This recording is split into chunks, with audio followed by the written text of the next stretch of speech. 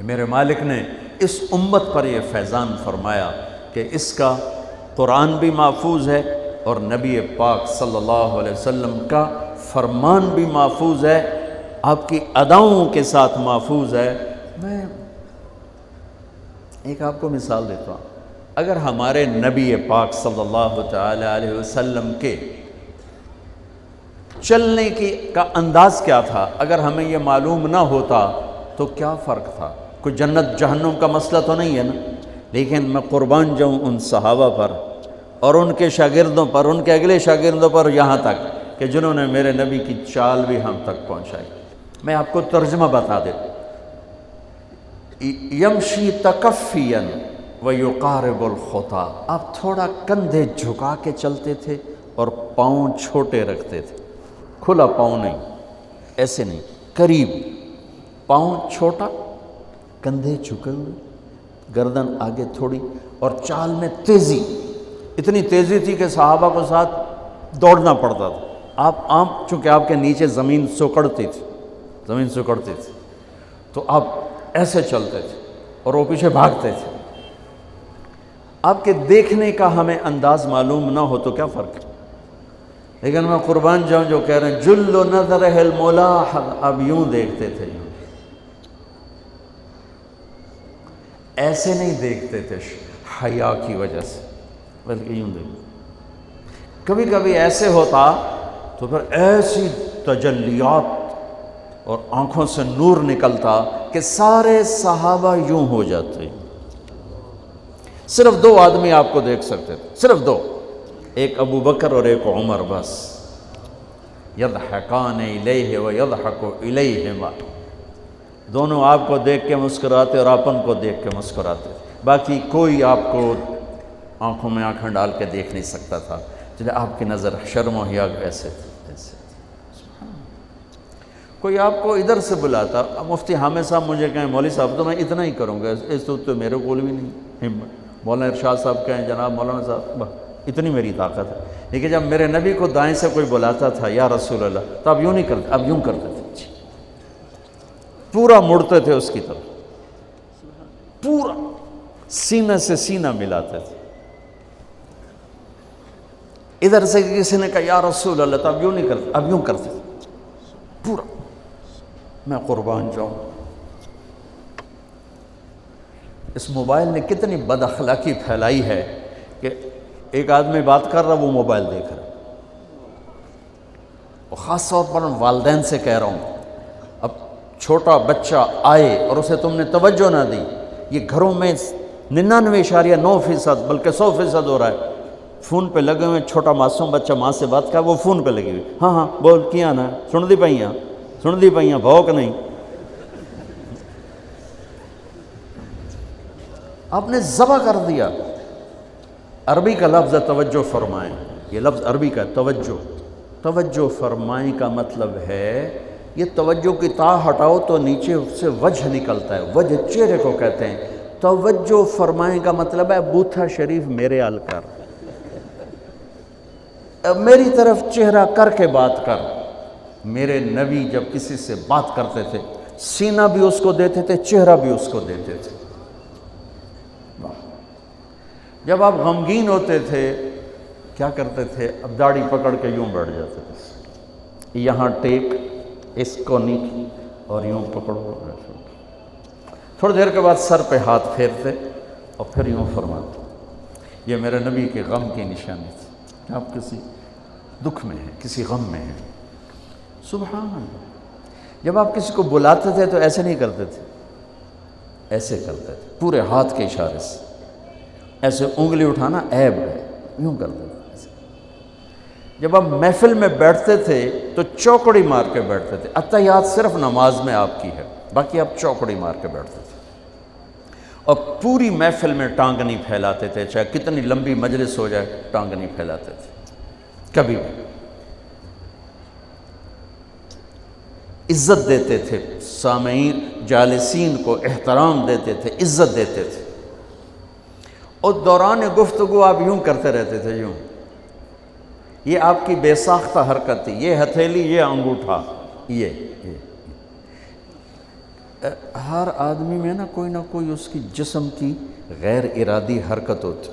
جیسے میں اپنے انگوٹھے کو یوں کرتا رہتا ہوں، یہ میری بچپن کی عادت ہے، مجھے پتہ بھی نہیں ہوتا میں انگوٹھا ایسے کر رہا ہوتا ہوں. تو میرے نبی کی بغیر ارادے کے ہاتھوں کی حرکت تھی. آپ دوران گفتگو یوں فرمایا کرتے. یا آپ کو اوپر کر کے دکھا رہا ہوں، ورنہ آپ یہاں ہاتھ ہوتے تھے اور آپ یوں فرماتے رہے. واہ کیا صحابہ تھے جو ہر شے ہم تک پہنچا. سبحان اللہ. جب آپ غصے میں ہوتے تھے تو ہماری طرح کوئی وہ اظہار تو ہوتا نہیں تھا. پھٹ پڑے وہ بھی نہیں ہے، ڈانٹ ڈپٹ وہ بھی نہیں ہے. اس کو برداشت کیا ہے، اس کا رد عمل آیا ہے چہرے پر. کیا یہاں ایک رگ تھی جو غصے میں ابھر آتی تھی، وہ ایسے ایسے ایسے ایسے ایسے کرتے. بینہما عرق یدرہ الغضب، ٹک ٹک ٹک ٹک. تو اس سے اندازہ ہوتا تھا غصے میں کسی پر اظہار ناراضگی ہے تو ہم تو لان تان کرتے ہیں. آپ کیا کرتے تھے؟ ادھر سے ابو ہریرہ آ رہے ہیں، آپ ان پہ ناراض ہیں اور ان کو بتانا بھی چاہتے ہیں، اور یہ ناراضگی ان کی کسی تربیتی پہلو کی وجہ سے ہے. من تصر لنفسہ لا یغضب لنفسہ ومن تصر لہا. ساری زندگی اپنی وجہ سے نہ کسی پہ ناراض ہوئے نہ کسی کی ڈانٹ ڈپٹ کی.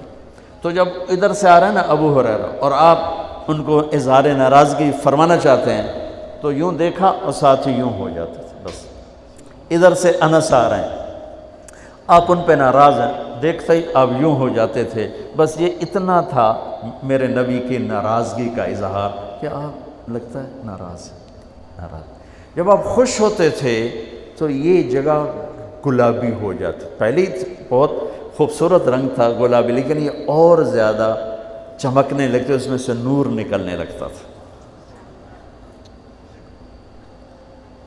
اتنی چھوٹی چھوٹی بات. میرے نبی کی کوئی بات چھوٹی نہیں ہے، لیکن جیسے فرض اور ہے، فرض کفایہ اور ہے، واجب اور ہے، سنت موقدہ سنت، یہ ساری ایسے ہی. میرے نبی کا ہر عمل عظیم الشان ہے کہ ہر عمل جنت میں لے جانے کا اور اللہ کی رضا کا ذریعہ ہے. تو چھوٹا تو کوئی نہیں، آپس میں تقابل کے. یعنی یہ میں وہ چیزیں آپ کو بتا رہا ہوں جن کا جنت اور جہنم سے تعلق نہیں، عشق سے تعلق، محبت سے تعلق. ہماری جماعت گئی حافظ آباد، وہاں میں وکلاء میں بیان کر رہا تھا. علاقے کے بہت بڑے ذمہ دار آئے ہوئے تھے. کسی کام تو انہوں نے دیکھا تو ساری عدالتیں خالی. تو ان کا کیا ہوا کہ یہ تبلیغ والوں کا عالم آیا ہوا ہے، اس میں سارے چلے گئے. تو اس نے وہ پہلے تو بیٹھا رہا، پھر وہ جو جج کا ریڈر تھا انہوں نے کہا چودھری صاحب ایتھے ویلے بیٹھے ہو اور جا کے گل سن لو. وہ ذرا تبلیغ کو اچھا نہیں سمجھتے تھے. ان کا چلو ویلا بیٹھا سن لو. وہ آگے میں اس وقت اللہ کے نبی کے جانور بتا رہا تھا کہ میرے نبی کی 9 بکریاں تھیں، ان کے نام عجوہ، سقیہ، برکہ، ورثہ، زمزم، اطلال، اطراف، غیثہ، قمرہ. 9 بکریاں، 10واں بکرا یم، اور اس میں قمرہ آپ کی زندگی میں مر گئی. یہ احسان عظیم ہے ان ہستیوں کا جو واقعی اس قابل تھے کہ اللہ نے کہا رضی اللہ عنہ، جاؤ میں راضی ہو گیا، جو مرضی کرو میں راضی ہو گیا. سبحان اللہ. واہ. اور آپ کے اونٹ تھے 2 عسکر اور ثعلب، اور آپ کے خچر تھے عفیر اور دلدر اور فضہ، اور آپ کے پاس گدھے تھے 2 عفیر اور یعفور، اور آپ کی اونٹنیاں تھیں عذبہ، جدعا، شہبہ، قصوہ، اور آپ کے گھوڑے تھے لزاز، تراز، لحیف، سجل، سکب، سبحہ، ورد، یعصوب، یعبوب. یہ آپ کے گھوڑوں کے نام. ایک گھوڑے کا نام تھا ورد. کیوں تھا؟ جیسے گلاب کا پھول نمایاں نظر آتا ہے، وہ گھوڑا ایسا حسین تھا کہ گھوڑوں میں نمایاں نظر آتا تھا. سبحہ ایک گھوڑے کا نام تھا. سبحہ، سبحہ تیرنے کو کہتے ہیں. ان لک فی النہار سبحا طویلا. اس گھوڑے کا نام سبحہ کیوں تھا؟ جب وہ دوڑتا تھا تو لگتا تھا جیسے پانی تیرتا جا رہا. خیر میں پھر لمبا چلا گیا. وہ جو تھے نا چودھری صاحب، وہ بیان سن رہے تھے. وہ گئے واپس گاؤں. تو اپنے امام کو بلایا، کہا مولانا صاحب ایک مسئلہ دسو کی اپنے نبی دی بکریاں دا نام کی ہے؟ وہ آکھن لگا یہ بھی کوئی مسئلہ ہے کہ ہے تے بھاویں نہیں، میں تو اج دس ساڑھے نبی دی بکریاں دا نام کی؟ اسا کہا مسئلہ ہی کوئی نہیں تے میں دساں کی؟ اسا کہا تو اج تک میں نو پٹی پڑھائی ہے کہ اے نبی نو نہیں مندے تے اے نبی دے گستاخ ہیں، میں ہونے انہاں دے مولوی دی تقریر سنی ہے او تا نبی دی بکریاں نو مندیں تو انہاں نبی نو نہیں مندے، ہون تو جماعتاں نو روکیا میں تنو کھلے پھرے سا۔ پھر وہ ہماری جماعت پوری کو لے گیا اپنے گاؤں، نے 15-20 ہزار آدمی اکٹھا کیا، میرا بیان کروایا ہوا، کھانا ہوا۔ تو میں قربان جاؤں، آپ اسی سلسلے کی کڑی چل رہے جنہوں نے نبی کے علم کو لیا، آگے دیا، پھر آگے دیا، پھر آگے دیا۔